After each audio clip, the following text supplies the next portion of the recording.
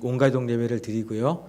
세대가 함께 모여서 같은 예배의 자리에서 같은 하나님의 말씀을 듣고 같은 예배의 분위기를 경험하는 것이 신앙 전수에서 중요하다고 생각하기 때문에 저희는 이렇게 매달 첫 주일은 이렇게 온가족 예배를 드립니다. 예배를 드리면서 우리 어린 아이들이 예배 순서를 맡습니다. 여러분, 그 이유는 여러분 어린 아이들이 예배에 동원되는 어떤 그러한 좀 부수적인 존재가 아니라 아이들이 온가족 예배를 드리면서 예배위원을 맡아서 그들에게 눈높이에 맞추고 그들이 주인공이라는 그러한 느낌을 주기 위해서 저희가 이렇게 온가족 예배 때 아이들에게 예배위원으로 합니다. 또 준비하는 모습을 보면 이렇게 또 기도도 가르쳐주고 성경 봉독하는 것도 가르쳐주는 것도 또 사회생활하는 거랄지 아니면 신앙교육에서도 상당히 중요하다고 생각합니다. 그래서 여러분들 온가족 예배의 이런 취지를 잘 기억하시고 이렇게 함께 같은 자리에서 같은 말씀을 가지고 우리 권 목사님께서 어린이 설교 해주셨는데 이제 제가 여러분 성인들에게 여러분 눈높이에 맞게 제가 같은 본문을 가지고 하나님 말씀을 전하겠습니다. 저는 오늘 이 본문을 가지고 다윗의 역지사지하는 모습을 한번 묵상해 봤습니다. 여러분 한번 생각해 보셨으면 좋겠습니다. 여러분이 설정할 수 있는 최악의 상황을 한번 설정해 보십시오. 여러분이 직장 생활하시는 분은 직장에서 해고가 됐습니다. 그리고 사업하시는 분은 사업해가지고 모든 사업에서 그 모든 부분들을 전부 다 잃어버리게 되었습니다. 빚더미에 앉게 됐습니다. 그리고 이렇게 사업이 망하고 또 직장을 잃어버리게 되자 집안에서도 나를 인정해 주지 않습니다. 당신 때문에 이런 일이 일어났어. 엄마 아빠 때문에 이렇게 우리 집안이 안 되는 거야 라고 하면서 막 엄마 아빠를 욕하면서 그렇게 자녀들이 뛰쳐나가는 상황이라고 생각해 보십시오. 여러분 기분이 어떻겠습니까? 안 좋겠죠. 하는 일도 안 됐고 집안에서 자녀들도 나를 인정해 주지 않고 더군다나 이렇게 힘들고 어려운 형편인데 여기에다 대고 어떤 나를 알고 있는 주변 사람이 아까 우리 권 목사님 설교했던 것처럼 아유 내가 그 사람 알아봤어. 할 때부터 하는 거 보니까 시원찮더니 참 꼴 좋다. 이렇게 주변 사람들이 나를 막 비아냥거리면서 수근거리면서 그렇게 사람들이 이야기하는 걸 듣게 됩니다. 여러분 그때 여러분의 마음 어떻겠습니까? 기분 좋은 사람 아무도 없을 것입니다. 지금 다윗이 이와 똑같은 상황이었어요.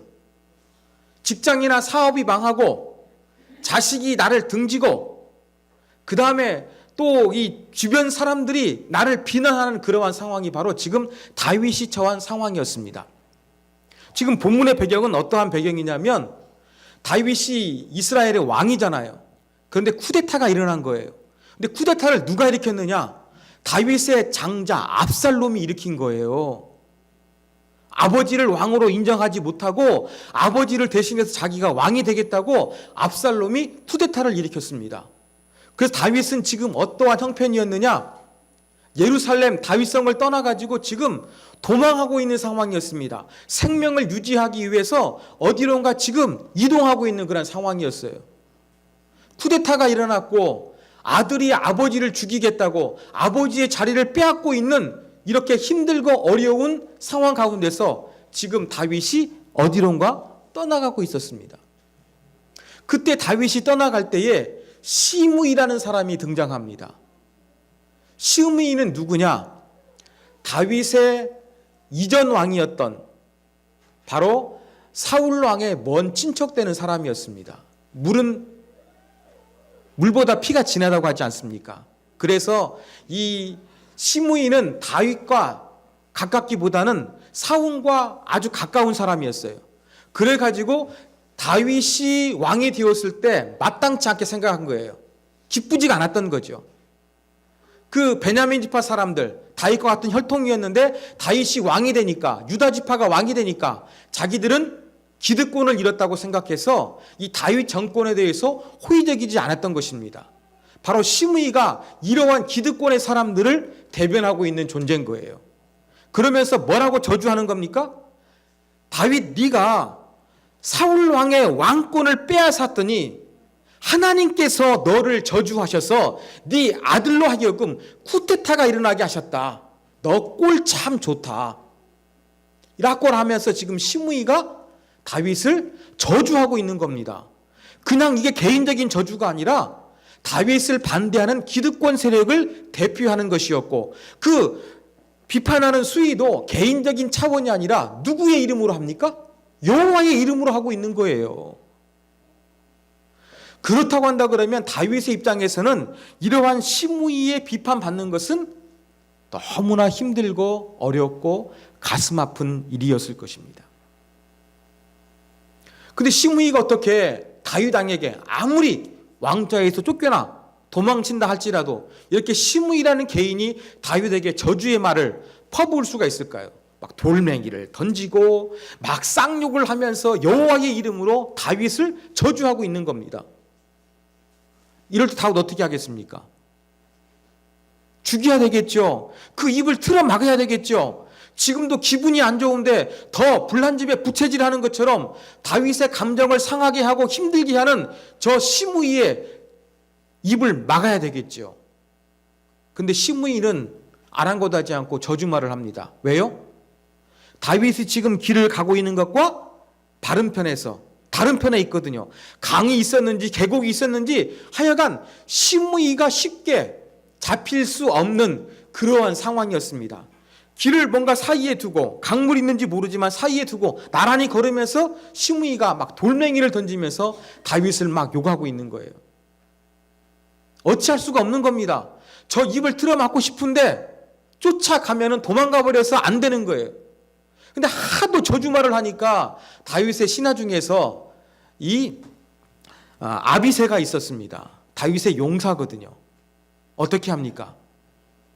다윗 왕이요, 명령을 내려주시면 저 저주스러운 입을 짓거리고 있는 저 시므이를 제가 가서 처형하겠습니다. 명을 내려주십시오. 요청했습니다. 다윗은 어떻게 합니까? 내버려 두라고 이야기합니다.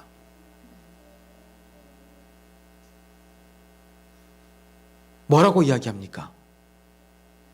다윗은 이러한 아비새의 그 행동에 대한 어떠한 허락하는 요청의 말을 듣고서 허락해 주는 것이 아니라 다윗의 말을 분석하면 다윗은 역지사지하는 그러한 모습이 많았음을 우리가 발견하게 됩니다.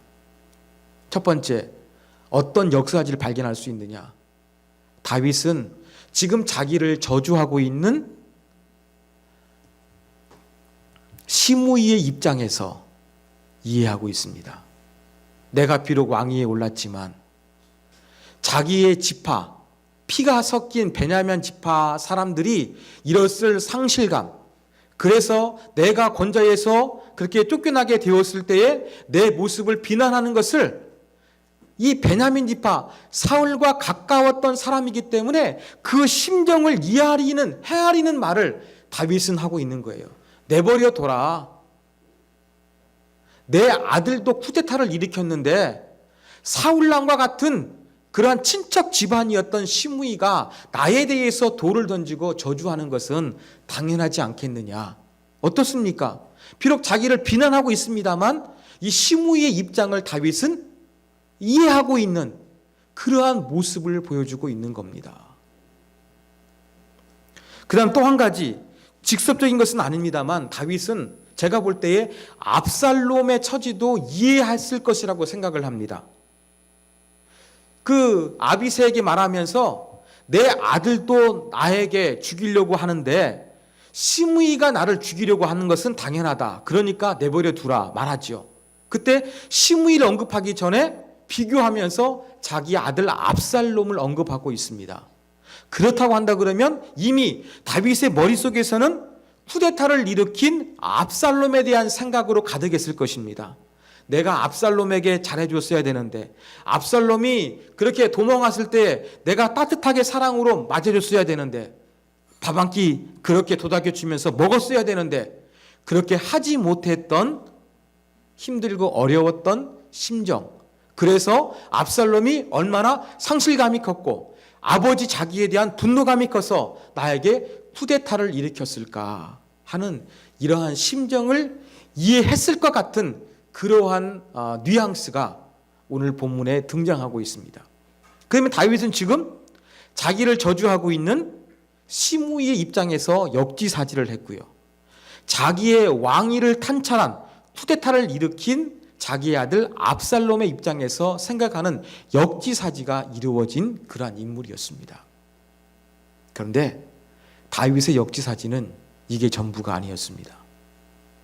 하나님의 입장에서도 역지사지를 합니다. 지금 시므이가 저주하는데 내버려둬라. 왜? 하나님이 시므이를 통해서 나를 벌을 내리고 계실지도 모른다. 어쩌면 시므이가 나를 저주하는 것은 하나님의 주권이 실행되고 있는 과정인지도 모른다. 이러한 말을 내뱉고 있는 거예요. 그러면서 정말로 의미심장한 말이 있습니다. 여러분 12절 아가페 시운 성경인데요. 화면 보시면서 12절 같이 한번 읽겠습니다. 시작. 어쩌면 여호와께서 내 비참함을 보시고 오늘 시므이가 말한 저주 대신 오히려 더 좋은 곳으로 나에게 복을 주실지도 모르지 않소. 누구 입장에 생각하는 거예요? 하나님의 입장에 생각하는 거예요. 시므이가 나를 저주하는데 그 비참한 모습, 저주받은 모습을 내가 늘 감당할 때에 그때에 하나님께서 나를 불쌍히 여기시고 측은히 여겨주셔서 오히려 지금 내가 쫓겨나고 저주와 원망의 소리, 돌멩이가 날아오고 있지만 환경을 바꾸어 주시는 하나님의 은혜가 임할지도 모른다. 이 생각을 하고 있는 거예요. 누구 입장에 생각하는 겁니까? 하나님의 입장에 생각하고 있는 거예요. 그러면 다윗은 쫓기는 상황에서 시므이의 입장에서 역지사지 생각을 했고요. 그 다음에 압살롬의 입장에서 역지사지의 생각을 했고요. 하나님의 입장에서 역지사지의 생각을 했던 사람이라는 것을 우리가 알 수가 있습니다. 여러분 평상시에는요 남을 배려합니다. 제가 돈이 많아요. 내가 기분이 좋아요. 내 컨디션이 좋아요. 근데 우리 이상경 집사님이 조금 어려워졌어요. 근데 이제 어려워지면 어떻습니까? 제가 기분도 좋고 돈도 많아요. 그럼 어떻게 하겠습니까? 여유가 있으니까 이상경 집사님한테 집사님 좀 어려운 일 있어요? 내가 도와줄 일 없어요? 라고 하면서 도와주는 마음이 들겠죠. 근데 저도 지금 어려워요.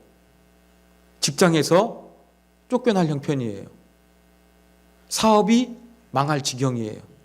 집안에서는 나를 인정해 주지 않아요. 남편이나 아내가, 자식들이 나를 인정해 주지 않아요. 이렇게 힘든 상황에서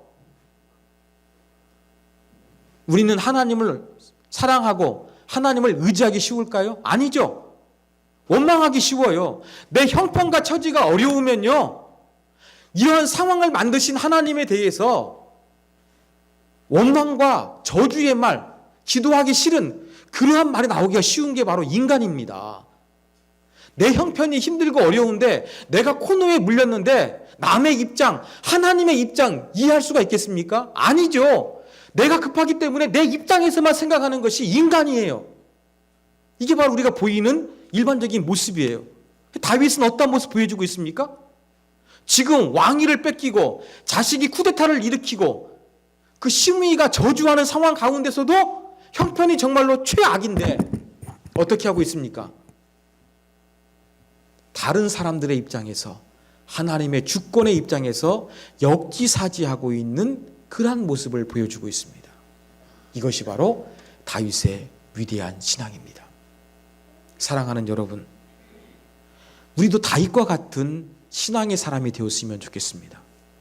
여러분, 힘들고 어려워도 왜 하나님은 나에게 이러한 고통을 주시고 왜 하나님은 내 기도에 응답하지 않는 것인지 하나님께 따지고 하나님께 반항하기보다는 다윗처럼 하나님의 입장에서 역지사지할 수 있는 그러한 믿음의 사람이 되었으면 좋겠습니다. 하나님은 이 환경을 통해서 무엇을 말씀하시는 것일까? 하나님은 이러한 환경을 통해서 내가 어떻게 반응하기를 원하시는 것일까? 내가 이렇게 힘들고 어려움을 겪지만 눈물을 흘리지만 고통을 당하지만 이러한 고통을 통해서 하나님께서 나를 불쌍히 여기시고 궁휼히 여겨주셔서 오히려 저나 입학시켜 주시는 하나님의 은혜가 있을지 모른다. 이런 생각을 하실 수 있는 저와 여러분이 되었으면 좋겠습니다.